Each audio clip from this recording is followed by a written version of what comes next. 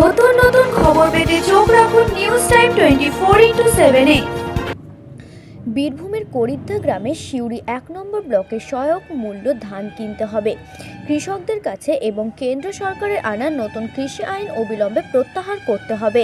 এই দাবিকে সামনে বাজারে বাজারে কংগ্রেস কর্মসূচির মাধ্যমে ডেপুটেশন প্রদান করল কংগ্রেস কর্মীরা। উপস্থিত ছিলেন সিউড়ি ১ নম্বর ব্লকের বিভিন্ন কংগ্রেসের নেতা ও কর্মীরা।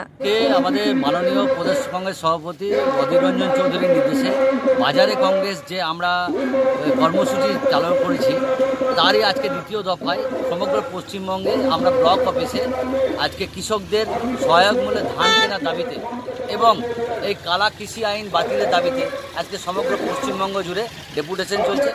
আমরা সিউড়ি ১ নম্বর ব্লক কংগ্রেসের তরফ থেকে এখানে এসেছি আমাদের এই ডেপুটেশন দিতে, যাতে কৃষি কালা আইন বাতিল হয় এবং ন্যায্য মূল্যে কৃষকদের ধান কেনার দাবিতে ১৮৬৮ টাকা, যেখানে ১৮৬৮ টাকার পরেও রাজ্য সরকার বোনাস দিতে পারে।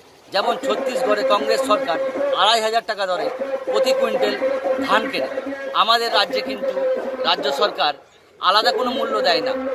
এখানে কি হয়, এখানে ফোরেরা কৃষকদেরকে বঞ্চিত করে কৃষকরা তার ন্যায্য মূল্য পায় না। তার কৃষকরা যাতে ন্যায্য মূল্য পায় তার দাবিতে আমরা এসেছি। আমাদের এই ডেপুটেশন সমগ্র পশ্চিমবঙ্গ জুড়ে চলছে।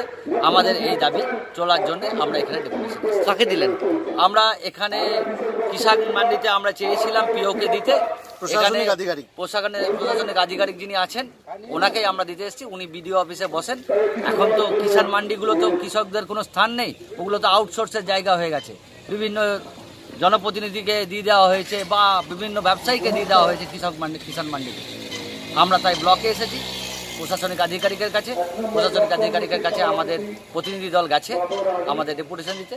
আমরা এখানে সেই অবস্থান বিক্ষোভ করছি। কি নাম আপনার? আমি চঞ্চল চ্যাটার্জি, বীরভূম জেলা কংগ্রেসের কার্যকরী সভাপতি।